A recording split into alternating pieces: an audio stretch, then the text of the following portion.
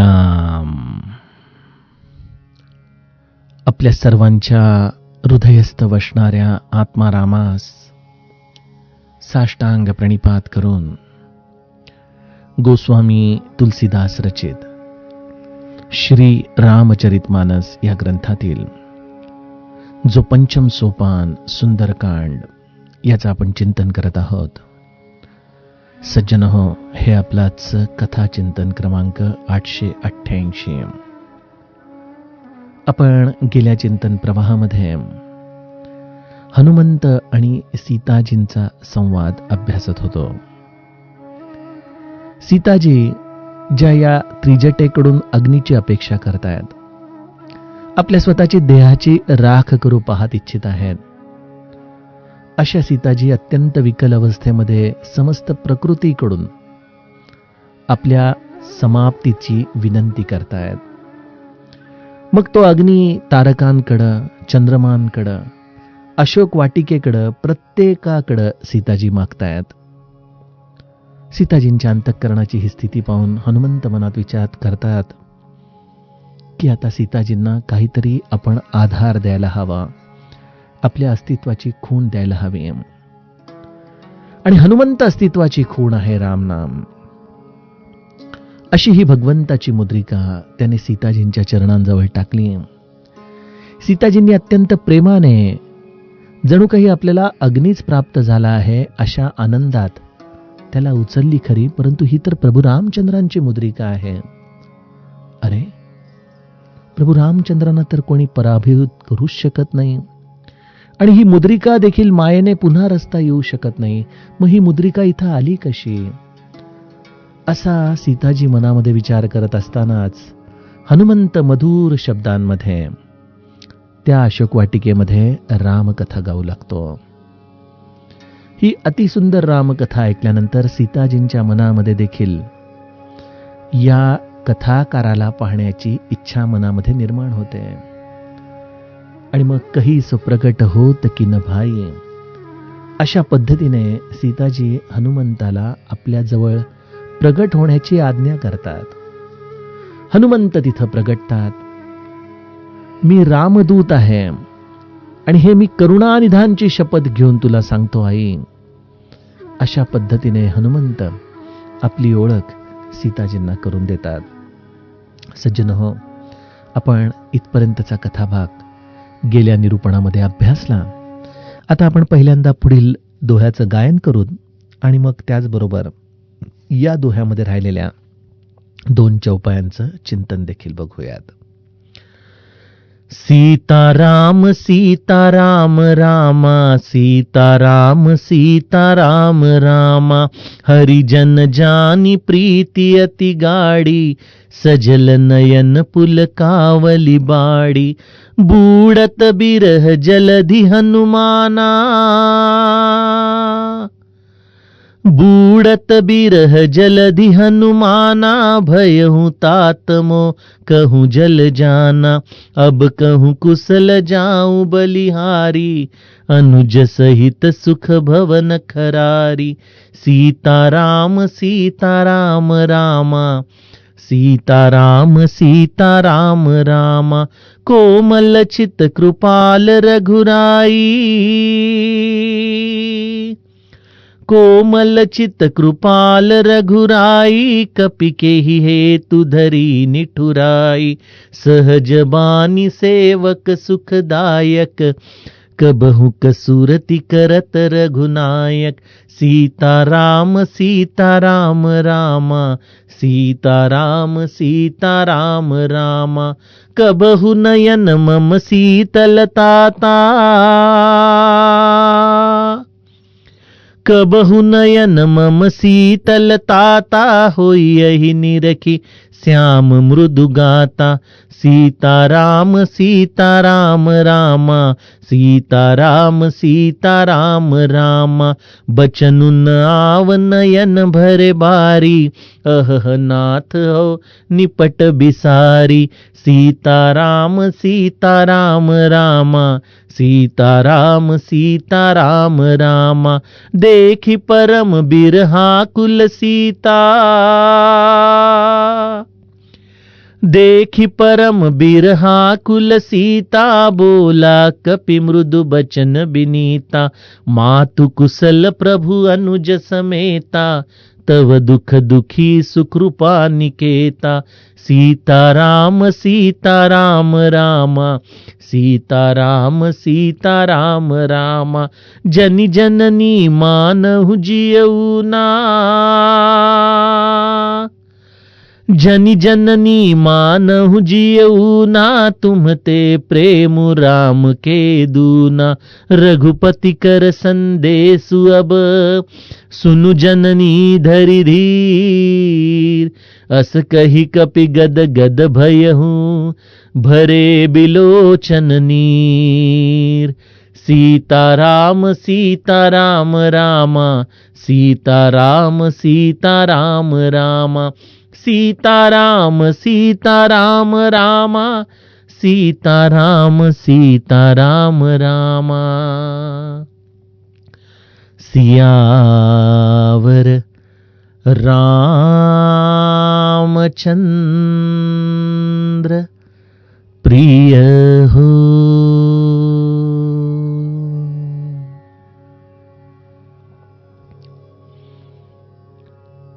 हनुमंताने सीताजींच्या जवळ जाऊन त्यांना आपली पहिली ओळख सांगितली. रामदूत मैं मातु जानकी, सत्य सपथ करुणा निधान की. हे आई, हे जानकी देवी, मी रामाचा दूत आहे. मी हे तुला सत्य करुणा निधानची शपथ घेऊन सांगतो. माझ्यावरती विश्वास ठेव.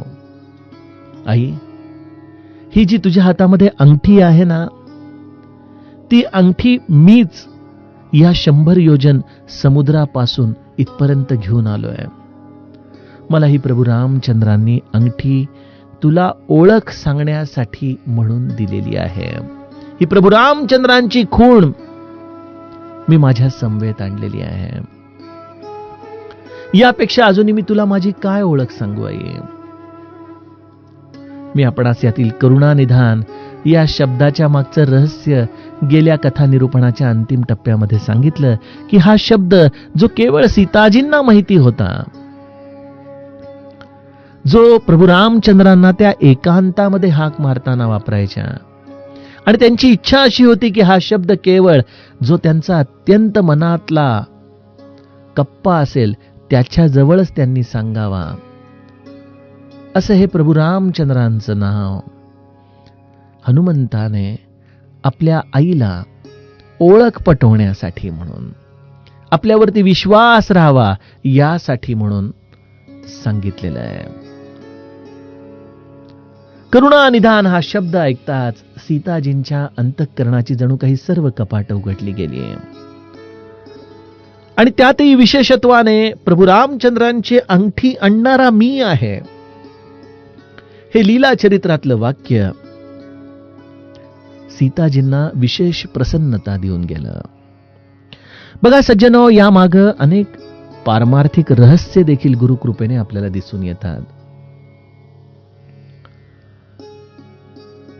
सर्व मार्गांचं या परमार्थातल्या जे ध्येय आहे ते या सहस्राकारामध्ये असलेल्या भक्तिरूपिणी प्रसन्नतेला प्रमुदित करण्यासाठीच चाललेलं आहे.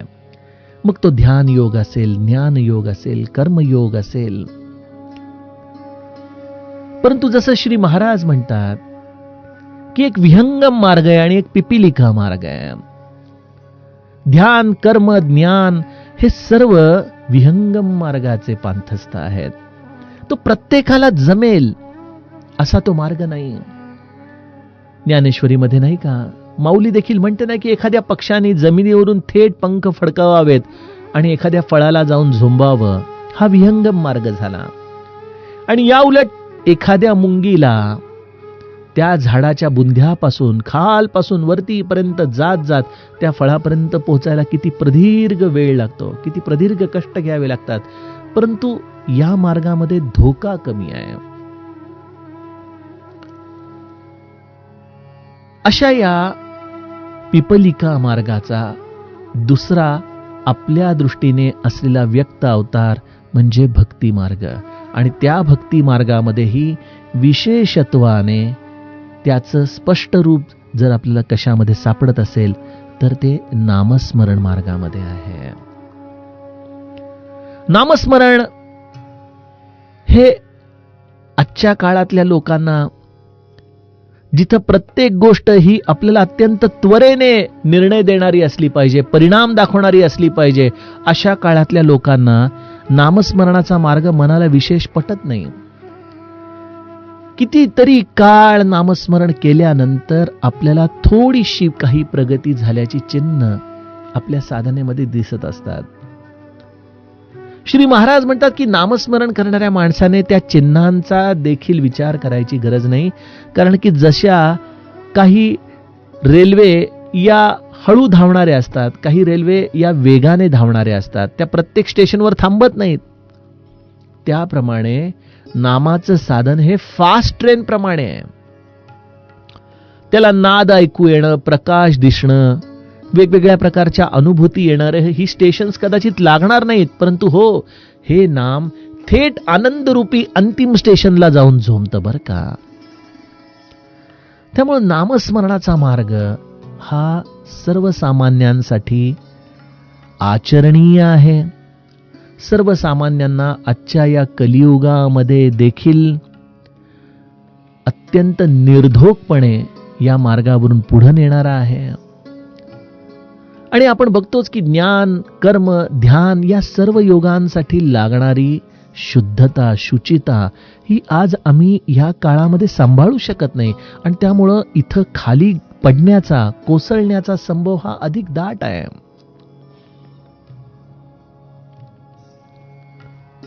भक्ती मार्ग आणि त्यातही विशेषत्वाने नामस्मरणाचा मार्ग हाच कलियुगामध्ये सर्वश्रेष्ठ आहे, हे संतांनी आम्हाला वारंवार सांगितलं.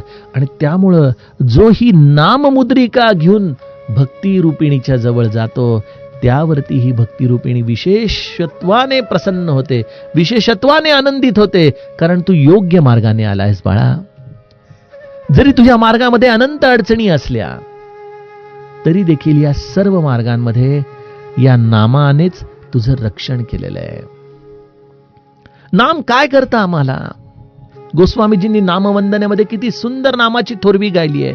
एक छत्रु एक मुकुट मनी, सब बरननी पर जो, तुलसी रघुबर नाम के बरन बिराजत दो. गोस्वामीजी म्हणतात की राजाच्या वरती एक छत्र आणि एक मुकुटमणी हे विशेषत्वाने त्याची खूण म्हणून ओळखलं जातं.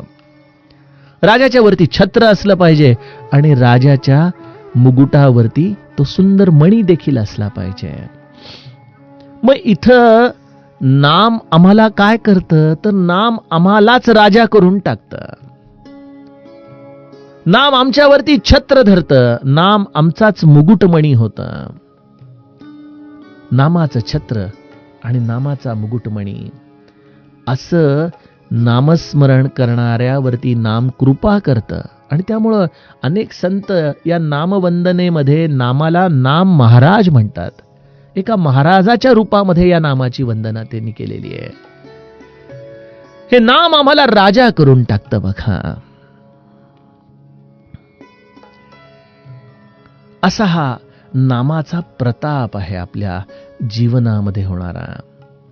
आणि मग तो राजा झाला की तो ज्या पद्धतीने जीवनामध्ये आनंद घेत, सर्व प्रकारचं सुख भोगत भोगत आपलं राज्य देखील उपभोगतो, त्याप्रमाणे नामस्मरण करणाऱ्याला प्रपंचाची कुठलीही गोष्ट सोडावी लागत नाही, कुठल्याही भोगाचा मुद्दामून त्याग करावा लागत नाही.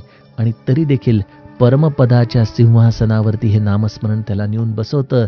असं हे भगवंताच्या नामाची किमया. आणि त्यामुळे नामाच्या मार्गाने येणाऱ्या या साधनेवरती भक्ती ही विशेष कृपा करते, विशेष प्रसन्न होते. हनुमंताने देखील या नाममुद्रिकेच्या आधाराने आपण कुठल्या मार्गाने आलेलो आहोत हे सीताजींना सांगताच. सीताजींना फक्त आता एका शेवटच्या प्रश्नाचं उत्तर पाहिजे होतं.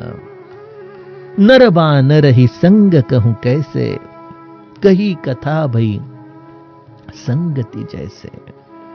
बघा, आपण गेल्या कथा निरूपणामध्ये कथेचे अनेक नियम, अर्थातच मी बिभीषणाच्या संवादामध्ये देखील बरेचसे नियम सांगितले, हनुमंत आणि सीताजीच्या संवादामध्ये देखील बरेचसे नियम आपणाशी मी मुक्तपणे संवाद करतोय.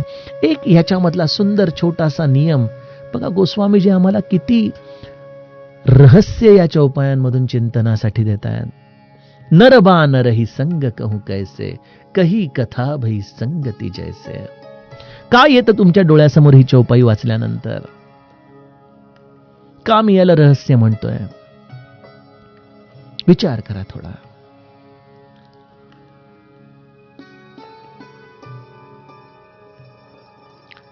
कारण मी आपणास आधीच सांगितलं की रामचंद्र गुण बरने लागा, सुनत ही सीता कर दुख भागा, लागी सुनय श्रवण मन लाही, आदि हु ते सब कथा सुनाई. इथं कथा ऐकवलेली आहे, रामचंद्राचे गुण ऐकवलेले आहेत. कुठून ऐकवलेले आहेत? आदि हु ते सब कथा सुनाई, पहिल्यापासून सर्व कथा सांगितली. ठीक आहे, परंतु पहिल्यापासून कथा सांगितली ती कुठपर्यंत सांगितली? अरण्यकांडापर्यंत सांगितली. आपलं अपहरण झालं, प्रभू रामचंद्र विलाप करतायत, प्रभू रामचंद्र लता वृक्षांना वेलींना तुमचा पत्ता विचारतायत. इथपर्यंतच कथा थांबून हनुमंत मौन झाले. कशावरून? कारण अरण्यकांड संपताच क्षणी हनुमंताचा प्रवेश आहे किष्किंधा कांडात. आणि जर ती कथा आधी सांगितली असती तर सीताजींना हा प्रश्न पडला असता का? नर बा नर ही संग कहूं कैसे, सुग्रीवाची तुझी भेट, अच्छा असं झालं का, बर बर, हे सर्व काही कळालं असतं ना सीताजींना. अर्थात जरी त्या जाणत असल्या तरी लीला प्रसंगाच्या आधाराने हनुमंताने अरण्यकांडापर्यंतच कथा सीताजींना सांगितली आहे. का बरं असं असेल?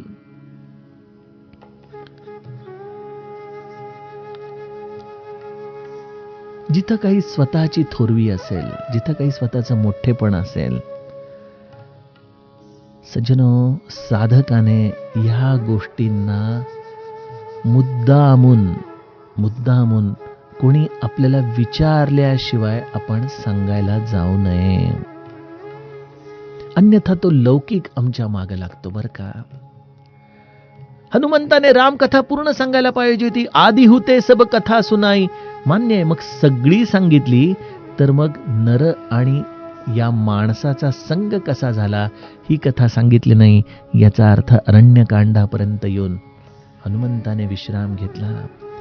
आणि जेव्हा सीताजींच्या मनामध्ये हा प्रश्न निर्माण झाला की अरे, कथा तर एवढी सुंदर ऐकवली, सगळी सत्य होती, परंतु मग तुझा प्रवेश कसा झाला बाबा याच्यामध्ये? तुझी आणि रामाची भेट कुठे झाली? अरे, तू तर एक वानर, माझे प्रभू रामचंद्र हे पुरुषोत्तम, तुमच्या दोघांचा संग झाला तरी कुठं? ती कथा मला सांग बरं. आणि मग हनुमंताने इथून किष्किंधा कांडापासून ते आत्तापर्यंतचं सर्व वर्णन करून सांगितलं, इथपर्यंत येण्यापर्यंतचं, ज्यामध्ये हनुमंताचं सर्व पुरुषार्थ आहे, त्याचा विवेक आहे, त्याची बुद्धी आहे, त्याचं चातुर्य आहे, सर्व गोष्टी त्यामध्ये सामावलेल्या आहेत. परंतु हे सीताजींनी विचारल्यानंतर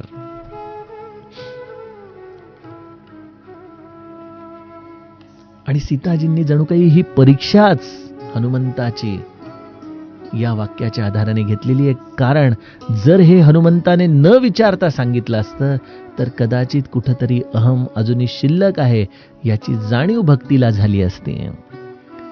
परंतु जिथं संपूर्ण अहम संपलाय तिथंच भक्तीची प्रसन्नता सामावलेली आहे. आणि सीताजींनी हे मनोमन जाणलं. कपिके वचन सप्रेम सुनी, केवळ ऐकलेली नाहीयेत वचन सीताजींनी, सप्रेम, प्रेमासहित ऐकलेली आहेत. आपण देखील बघतो ना की अनेक ठिकाणी आपण काही बोलायला जातो, संवाद करायला जातो, परंतु तिथं संवादाची भूमिकाच डळमळीत असते, तिथं विश्वास नसतो. त्यामुळे समोरच्याचे आपण शब्द ऐकतो, परंतु त्या शब्दांमध्ये ऐकण्यासाठी लागणारी उत्सुकता, विश्वास, प्रेम याचा अभाव असतो. आणि काही ठिकाणी मात्र जिथं अंतःकरण जणू काही कर्णरूपाने लोक आपल्या समोर ऐकण्यासाठी उघडं करतात, अशा ठिकाणी हे शब्द त्यांच्या थेट अंतःकरणापर्यंत जाऊन भिडतात. कारण की तिथं श्रवणामध्ये प्रेम आहे, विश्वास आहे, वात्सल्य आहे. सीताजींनी कपिके बचन सप्रेम सुनी, आणि हे सगळं ऐकलं या प्रेमाच्या आधाराने, जो त्यांच्या अंतरंगामध्ये या मायावी राक्षसांच्या बरोबर राहून सर्व जगच मुळी हे मायावी घटनांनी भरलेलं आहे की काय, अशा संभ्रमामध्ये ज्यांचं चित्त पडलं होतं, अशा सीताजींना देखील हनुमंताच्या या वचनांमुळं, या कथेच्या श्रवणामुळं आपल्या अंतःकरणातल्या सर्व संशयांना तिलांजली देता आली. आणि यातून हनुमंताच्या चरणी स्वाभाविकपणे विश्वास सीताजींच्या मनामध्ये निर्माण झाला. सीताजी मनामध्ये विचार करतायत की जाना मन क्रम बचन यह कृपा सिंधु करदास. गोस्वामीजींचा अत्यंत आवडता शब्द. गोस्वामीजी कुठल्याही भक्तीमध्ये 3 गोष्टींचा गुणाकार अभिप्रेत धरतात: मन, कर्म आणि वचन. मन गुणिले कर्म गुणिले वचन याचा गुणाकार हा पूर्णांक आला पाहिजे, 1 यायला पाहिजे.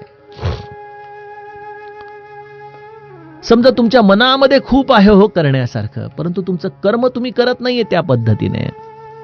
आपण देखील बघतो ना बऱ्याचदा, अरे खूप नामस्मरण करायची इच्छा होती रे, पण, आणि या पण लागल्यामुळं आमचं कर्म त्या वेगाने काम करू शकत नाही.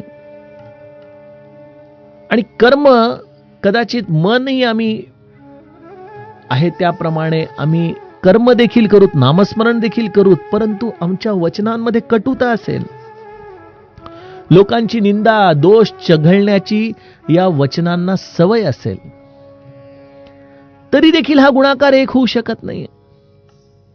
त्यामुळे मन गुणिले वचन गुणिले कर्म या तिघांचा गुणाकार 1 म्हणजे भक्तीची प्रसन्नता आहे, हे लक्षात घ्या. आता मग आपापल्या प्रत्येकाने साधनेमध्ये डोकावून बघा की माझं मन अशुद्ध आहे का, माझं कर्म अशुद्ध आहे का, माझं वचन अशुद्ध आहे का, या तिन्ही गोष्टींमध्ये अशुद्धता आहे. जर तिघांमध्ये जर अपूर्णांक असेल तर त्याचा गुणाकार हा कधीच पूर्णांक येऊ शकत नाही. आणि हा स्वतःच्या आत्मनिरीक्षणाचा, इंट्रोस्पेक्शनचा मार्ग आहे. आणि हा केवळ गोस्वामीजींनी रचलेला फॉर्म्युला नाहीये हो, हे तर परमचित्त शुद्धीचं लक्षण आहे की तुमचं मन, वचन आणि कर्म या तिघांमध्ये देखील एकसूत्रता आहे.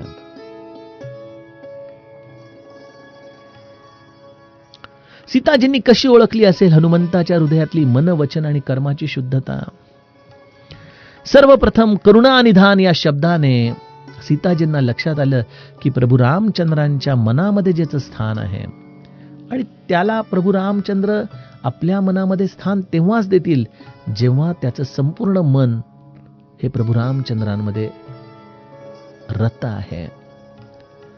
त्यामुळे करुणानिधान हा शब्द हनुमंताच्या जवळ प्रभू रामचंद्रांनी दिला, याचाच अर्थ हनुमंताचं मन हे संपूर्णपणे प्रभू रामचंद्रांमध्ये रत आहे. वचनाच्या आधाराने बघायला जावं तर ज्याला आपली ओळख सांगण्याच्या आधी रामकथा सांगावीशी वाटली, ज्याने आपला अहम हा कधीही या आत्तापर्यंतच्या संवादामध्ये कणभर देखील वचनांमधून उच्चारला नाही, आपण केवढे कष्ट करून इथपर्यंत आलेलो आहोत, हा ज्याच्यामध्ये अजिबात अहम नाही, असा अकर्तुम असलेला दास हाच प्रभू रामचंद्रांचा खऱ्या अर्थाने वचन रूपाने सेवा करत असतो. अन्यथा सेवा तर खूप चालू आहे, परंतु अरे माझी सेवा किती आहे असं वचन जेव्हा आम्ही उच्चारतो त्याच वेळेला एक प्रकारे त्या कर्माची देखील आम्ही हानी करत असतो. भरतजींनी आपल्या अयोध्याकांडामध्ये सांगितलं ना की एखाद्याने दान दिलं आणि ते दान मी दिलंय हे जर तो उच्चारण करू लागला तर त्याबरोबर दानाचं घट व्हायला सुरुवात होते. त्यामुळे आपली वचनं देखील अत्यंत योग्य असली पाहिजेत. विशेषत्वाने मिथ्या वचन आपल्या वाणीच्या आधाराने उच्चारण करणं हे साधकासाठी अत्यंत घातक आहे. त्यामुळं मिथ्या वचन टाळावेत. आणि मिथ्या वचनासाठी एक अत्यंत चांगला राजमार्ग म्हणजे शक्यतो आपण मौन राहावं. जेवढं गरजेचं आहे तेवढंच बोलावं. कारण आपण जर वायफळ बडबडत राहिलो तर बऱ्याचदा त्या वचनांमध्ये मिथ्यत्व येतं आणि त्या मिथ्यत्वामुळं आपण काय बोललो हे आपल्या मनामध्ये आपल्याला ठेवावं लागतं. त्यामुळे वचन हे नेमकं असावं, सत्य असावं आणि शक्यतो वाणीला मौन ठेवून आपण नामामध्ये रत ठेवावं. आणि कर्माच्या आधाराने बघायला जावं तर प्रभू रामचंद्रांची मुद्रिका ही ज्याची खूण आहे आणि जो लंकेपर्यंत येऊन पोहोचला, त्याच्या कर्मामध्ये केवढी अफाट इच्छाशक्ती असेल, त्याशिवाय तो इथपर्यंत येणं शक्यच नाही. श्री महाराज म्हणायचे, ज्याच्या मागे उपासनेचा खरा जोर आहे तोच जगामध्ये खरं काम करू शकतो. या हनुमंताच्या मागे विलक्षण उपासना असणार, विलक्षण प्रभू कृपा असणार, त्याशिवाय तो भगवंताची मुद्रिका घेऊन माझ्यापर्यंत आलेला आहे हे शक्यच होऊ शकत नाही सामान्य जीवाला. ज्याच्यामध्ये मन, वचन आणि कर्माची संपूर्ण शुद्धी नाही, तो या लंकेमध्ये प्रवेशच करू शकणार नाही. आणि आपण हे बघितलं, रावणाने लावलेल्या या प्रत्येक परीक्षेमध्ये मन, वचन आणि कर्माची शुद्धी आहे, होय की नाही?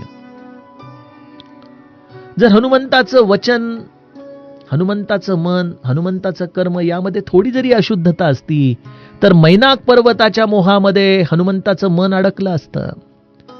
तर सुरसाच्या समोर अहंकाराची वचनं हनुमंताने बोलून कदाचित सुरसाच्या बरोबर संघर्ष करण्यामध्ये आपली शक्ती वाया घालवली असती, किंवा कदाचित निशिचरीच्या बरोबर आपली ही वासना खेळवत ठेवल्यामुळं हनुमंत कर्माच्या आधाराने तिला कधी ठारच करू शकला नसता. लंकिनीचं देखील पहारा हनुमंताला या मनकर्माच्या शुद्धीशिवाय तोडता येणं केवळ अशक्य होतं. बिभीषणासारख्या वैष्णवाशी संधान करणं हे हनुमंताला का शक्य झालं? कारण बिभीषणाने देखील बघितलं की हनुमंत हा परमराम भक्त आहे, ज्याचा विश्रामच रामकथा आहे, ज्याला बाकी लौकिक स्वतःसाठी काहीच नको, अशा या मन, वचन आणि कर्माची ही शुद्धताच होती. म्हणून हनुमंत हे एवढं कार्य करू शकला. आणि त्यामुळे सज्जनो, आपल्याला जर जीवनात खरंच रामापर्यंत जायचं असेल ना, तर आपण आपल्या स्वतःच्याच अंतरंगामध्ये सदैव या 3 गोष्टींची परीक्षा सतत करत यायला पाहिजे: मन, कर्म आणि वचन. आणि सीताजींनी असा हा परमशुद्ध हनुमान पाहिला, जो खऱ्या अर्थाने कृपा सिंधू कर दास, अशा हा कृपा सागर प्रभू रामचंद्रांचा दास आहे, याची त्यांना खऱ्या अर्थाने आता ओळख पटली. श्री महाराज म्हणायचे, तुम्हाला एकदा नामावरती प्रेम आलं ना की तुमचे कसे लाड करू, तुम्हाला कडेवर घेऊन नाचू की काय, अशी माझ्या मनाची अवस्था होते. सज्जनो, भक्तीपर्यंत पोहोचण्याचे अनेक कष्ट आहेत, परंतु एकदा का आपण या भक्ती रूपिणी मातेचा आशीर्वाद प्राप्त केला, या जगदंबेचा आशीर्वाद प्राप्त केला, या सीताजींची प्रसन्नता आपण प्राप्त केली ना, सज्जनो, हे समस्त विश्व जणू काही आपल्यासाठी एक कौतुकाचा विषय ठरून जातो. खेळा ऐसा प्रपंच मानावा, हे कोणाला शक्य आहे? जो अखंड नामामध्ये आहे, त्यालाच हा प्रपंच एखाद्या खेळासारखा दिसू शकतो. अन्यथा या खेळाच्या नियमांमध्येच आम्ही सदैव दडपण घेणारी मंडळी असतो. परंतु हा उपासनेचा जोर ज्याच्या मागे आहे, त्याच्यासाठीच हे विश्व म्हणजे कौतुक होऊन जातं. ज्याचा सखा हरी त्यावरी विश्व कृपा करी, अशी ही समस्त बाजूने या विश्वाची कृपा या हनुमंत रूपी भगवंताच्या दासावरती होते. आणि सीताजींनी किती सुंदर नाव वापरलेलं आहे हनुमंतासाठी: हरिजन, हरिजन जानी प्रीती अति बाढी. आपल्याकडं समाज व्यवस्थेमुळे म्हणा किंवा जाती व्यवस्थेमुळे म्हणा, हरिजन हा शब्द हा कदाचित सव्य अपसव्य या रूपाने आपल्या समाजामध्ये कुठेतरी आरूढ झालेला आहे. अस्पृश्यता हा या शब्दाच्या अवतीभोवतीच जणू काही घुटमळणारा एक परवलीचा शब्द आहे. परंतु हरिजन कोण? जे भगवंताचे जन आहेत, जी देवाची लोक आहेत, अशा हरिजन रूपी असलेल्या हनुमंतावरती सीताजी कशा पद्धतीने विलक्षण विश्वास, विलक्षण पुत्रवत प्रेम करतायत सज्जनो, ते आपल्याला गोस्वामीजी या चौपायांमधून सांगू लागतात. हरिजन जानी प्रीती अति वाढी. पूज्य मोरारी बापूंनी मला वाटतं लॉकडाऊनच्या आधी दिल्लीमध्ये मानस हरिजन ही कथा केली होती आणि त्यामध्ये त्यांनी ही चौपाई घेतली होती, हरिजन जानी प्रीती अति गाढी. संतांची करुणा वाहते बघा, असा जो हरिजन आहे, जो भगवंताच्या आधारावरती आहे. म्हणजे जर समाज व्यवस्थेच्या आधाराने बघायला जावं तर हे जी अंत्यज मंडळी होती ती एक प्रकारे सर्व आधार सोडलेली, केवळ भगवंतावरती विसंबलेली अशी मंडळी होती. आणि त्यामुळं श्री महाराजांनी स्वतःला दीनदास म्हणून घेतलं. संत एकनाथांसारख्या एवढ्या वैभवशाली समृद्ध संताने देखील आपल्या घराचे दरवाजे या बहुजन समाजासाठी आणि त्यातही विशेषत्वाने या समाजातील अत्यंत जो अंत्यज आहे त्याच्यासाठी म्हणून उघडून दिले. खरे भगवंताचे हे झालेले, त्याच्याच आधारावरती जगणारे. आणि जर पारमार्थिक दृष्टीने या शब्दाचा अर्थ बघायला गेलो तर जो केवळ भगवंताच्या आधारावरती विसंबून आहे तो देखील हरिजनच आहे. आणि त्यातही रहस्याचा भाग तुम्हाला सांगू का, की भक्तीचं प्रेम, भक्तीची कृपा जोपर्यंत आम्ही हरिजन होत नाही तोपर्यंत आम्हाला प्राप्त होत नाही. जोपर्यंत हे आमच्या जीवनामध्ये असलेले आसक्तीचे पाश आहेत तोपर्यंत सज्जनो हरिजन स्थितीपासून आम्ही दुरावलेलेच आहोत. हरिजन जानी प्रीती अति पाढी. आणि जेव्हा असा हा हरिजन, असा हा भगवंताचा दास, असा हा भगवंताचा पूर्णपणे आधारभूत असलेला सेवक हा जेव्हा भक्तीला दिसतो त्यावेळेला त्यांच्या हृदयामध्ये विलक्षण प्रेम निर्माण होतं, प्रगाढ प्रेम निर्माण होतं. जसं श्री महाराज म्हणायचे की त्याला कडेवर घेऊन नाचू की काय, अशी माझ्या मनाची अवस्था होते. सुदामा खरा हरिजन होता, कारण त्याला श्रीकृष्णाच्या पलीकडे काहीच नको होतं. परंतु श्रीकृष्णाला मात्र या समस्त विश्वाचं सुख आपल्या या दासाला देण्याची इच्छा होती. जर आम्हाला खरंच भगवंताचं प्रेम अनुभवायचं असेल तर एकच मार्ग आहे, आम्ही हरिजन झालो पाहिजे. आणि तशी अवस्था प्राप्त होताच आम्हाला या भगवतीचं अगाध प्रेम अनुभवता येतं. आणि त्या प्रेमाची अव्यक्त अवस्था कशी आहे, सजल नयन पुलकावली बाढी. सीताजींच्या नेत्रांमध्ये हनुमंताच्या वरती असलेल्या या पुत्रवत प्रेमामुळं, या प्रगाढ पुत्रवत प्रेमामुळं त्यांचे डोळे भरून आले, त्यांचं शरीर अत्यंत पुलकित झालं. जणू काही हा प्रभू रामचंद्रांचा दूतच नाही तर प्रभू रामचंद्रांची चेतना आहे, प्रभू रामचंद्रांची जाणीव आहे, प्रभू रामचंद्रांच्या प्रेमाचा हा संदेश घेऊन आपल्यापर्यंत आलेला आहे याची खात्रीच सीताजींच्या अंतःकरणात झाली आहे. सज्जनो, यातील पुढील कथाभाग आपण उद्याच्या कथाप्रवाहामध्ये बघूयात. जानकी जीवन स्मरण. जय जय राम.